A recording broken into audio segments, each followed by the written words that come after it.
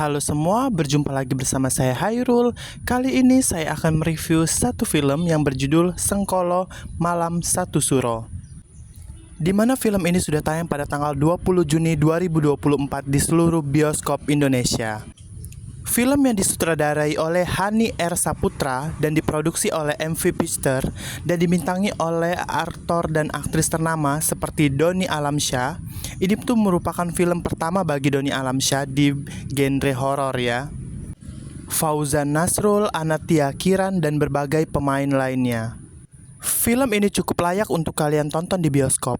Baiklah, tanpa lama-lama kita masuk langsung aja ke alur ceritanya. Film Sengkolo Malam Satu Suro menceritakan kisah mistis yang berasal dari tradisi Jawa, di mana setiap malam satu suro, masyarakat Jawa biasanya akan memilih melakukan semedi di tempat sakral seperti puncak gunung, tepi laut pantai selatan, pohon besar keramat, ataupun di makam-makam keramat. Malam satu suro dipercaya untuk mensucikan diri maupun benda pusaka. Masyarakat Jawa juga percaya dengan melakukan itu di malam satu suro, mereka akan terhindar dari berbagai kesialan dalam hidup mereka.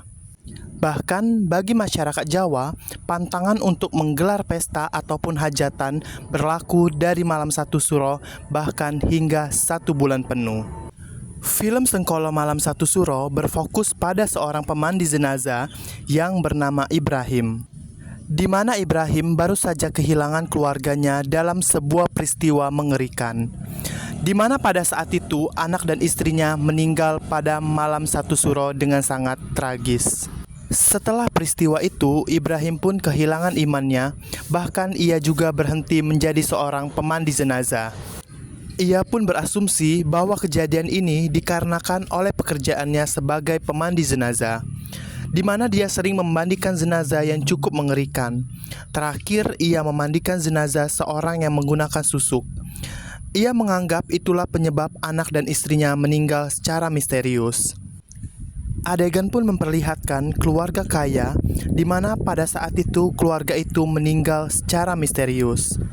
Warga kampung pun mempercayai bahwa kematian keluarga itu disebabkan oleh ilmu hitam. Pada saat itu tidak ada satupun pemandi jenazah yang mau memandikan jenazah keluarga itu. Mereka pun ketakutan dan tidak ingin mendapatkan kesialan dalam hidup mereka. Hingga pada akhirnya Pak Kades pun meminta bantuan Ibrahim untuk memandikan jenazah mereka. Meskipun awalnya Ibrahim menolak ajakan Pak Kades dikarenakan ia masih mengingat kejadian kelam yang menimpa keluarganya.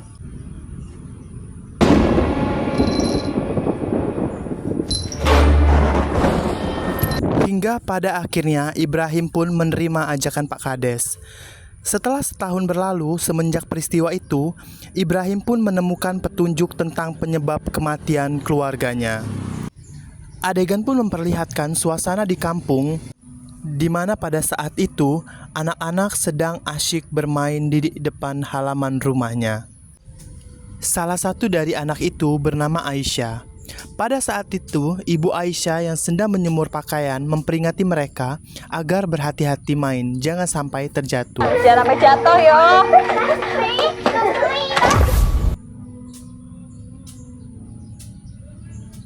Sementara itu, di dalam rumah terlihat seorang perempuan berdiri di dekat pintu.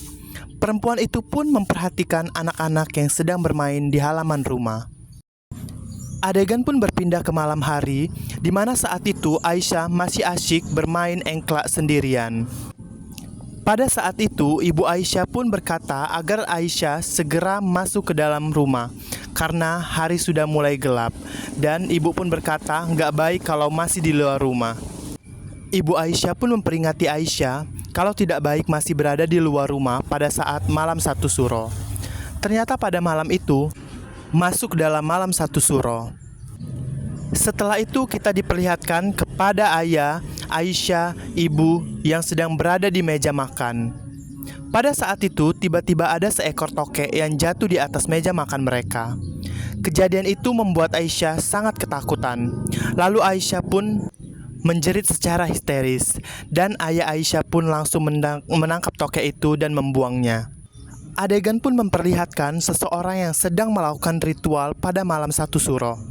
Pada saat itu, kedua linmas yang sedang menjaga keamanan, salah satu temannya teringat kalau malam ini adalah malam satu suro. Ia pun bertanya kepada temannya yang bernama Joko, apakah ia tidak takut karena malam satu suro dikenal malam yang sangat keramat, di mana pada malam itu banyak hantu dan jin berkeliaran. Sedangkan di adegan lain memperlihatkan Ibu Aisyah sedang membuka sebuah jendela. Dan saat jendela itu dibuka, Ibu Aisyah melihat ada seseorang perempuan yang sedang menenggali tanah di sekitar halaman rumah mereka. Sesaat perempuan itu berbalik ke arah Ibu Aisyah, betapa terkejut dan ketakutannya Ibu Aisyah, ternyata perempuan yang dilihatnya benar-benar menyeramkan. Adegan pun kembali kepada kedua orang linmas, di mana pada saat itu mereka lagi berjaga-jaga. Mereka melihat ada seorang pria di dekat pohon besar. Pada saat mereka melihat, ternyata pria itu pun sedang memakan seekor binatang, sampai mulut dan pakaian pun pria itu dipenuhi dengan cairan merah. Mereka sangat kaget setelah mengetahui pria yang mereka lihat itu ternyata Pak Nugroho. Mereka berdua pun langsung lari dari tempat itu. Adegan pun berpindah kepada Pak Kades dan istrinya yang bernama Aida. Pada saat itu mereka berniat mendatangi rumah Pak Nugroho. Karena beberapa hari belakangan ini Pak Kades dan warga sekitar tidak melihat keluarga Pak Nugroho. Kecurigaan mereka semakin besar setelah mereka pun mencium aroma busuk di sekitar rumah Pak Nugroho. Berkali-kali mereka mengetuk, namun tidak ada satupun respon dari keluarga itu. Akhirnya Pak Kades serta linmas serta para warga membuka paksa pintu itu. Ternyata pada saat itu keluarga Pak Nugroho meninggal dunia di malam satu suro. Setelah itu kita diperlihatkan dengan kondisi jasad Pak Nugroho yang sangat memprihatinkan. Wajah Pak Nugroho terlihat gosong dan di wajahnya pun terlihat ada luka yang sudah digerogoti oleh belatung. Sedangkan istri Pak Nugroho meninggal dengan kondisi mata dan mulut yang terbuka. Bahkan di wajahnya juga terlihat ada seperti luka bakar. Adegan lain pun memperlihatkan Pak Kades, Ibrahim, dan Joko yang sudah berada di rumah Pak Nugroho. Di sini Ibrahim kelihatan kaget, sedangkan Joko dan Pak Kades kelihatan menutupi hidungnya. Mereka di situ sangat mual melihat kondisi jenazah keluarga Pak Nugroho. Ibrahim pun terlihat sedang mengangkat jasad seorang anak perempuan yang merupakan anak dari Pak Nugroho.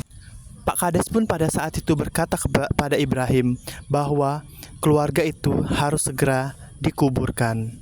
Sementara itu kita diperlihatkan kepada jasad istri Pak Nugroho yang matanya tiba-tiba bergerak. Setelah itu adegan pun berpindah ke Ibrahim yang lagi nyalain korek.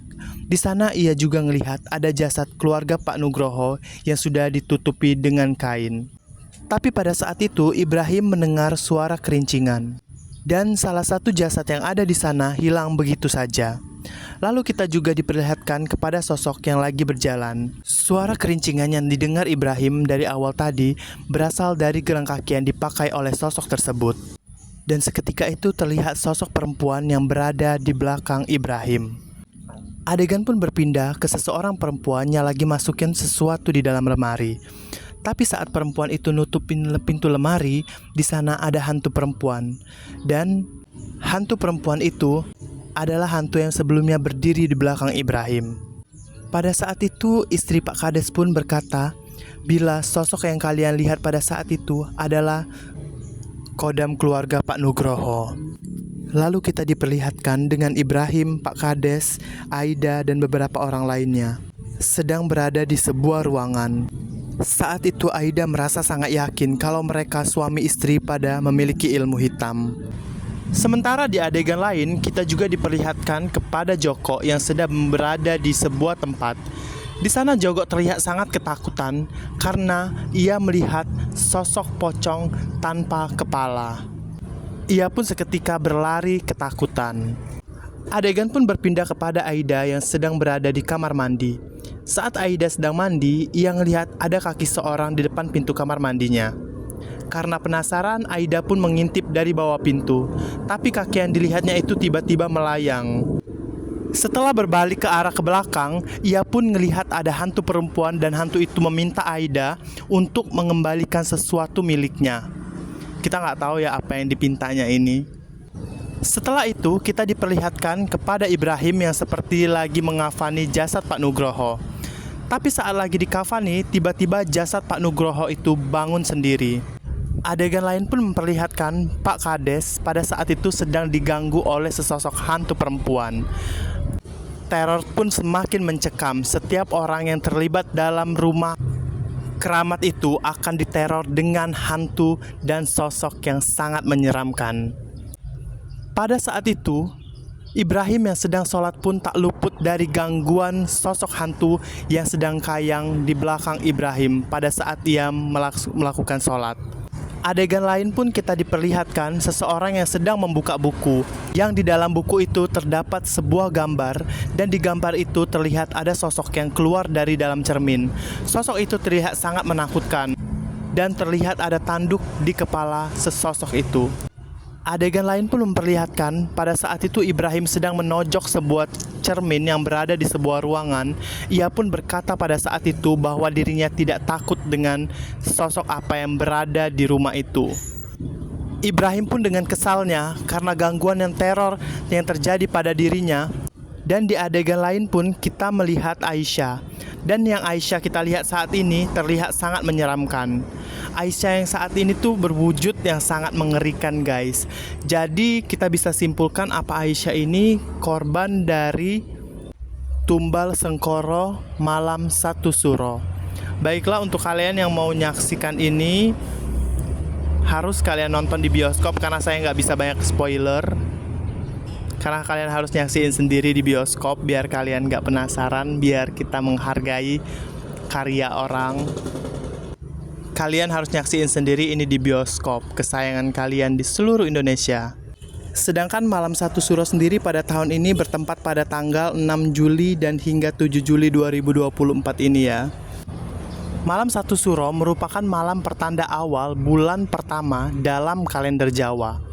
Mengutip dari situs Kementerian Agama Republik Indonesia, bulan Suro dianggap oleh masyarakat suku Jawa sebagai bulan sakral.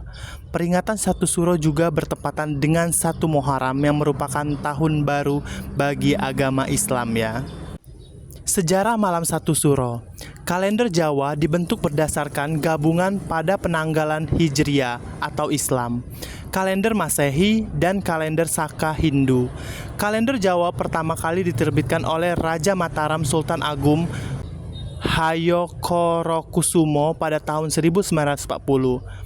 Malam Satu Suro dalam kalender Jawa untuk memperkenalkan kalender Islam di kalangan masyarakat Jawa.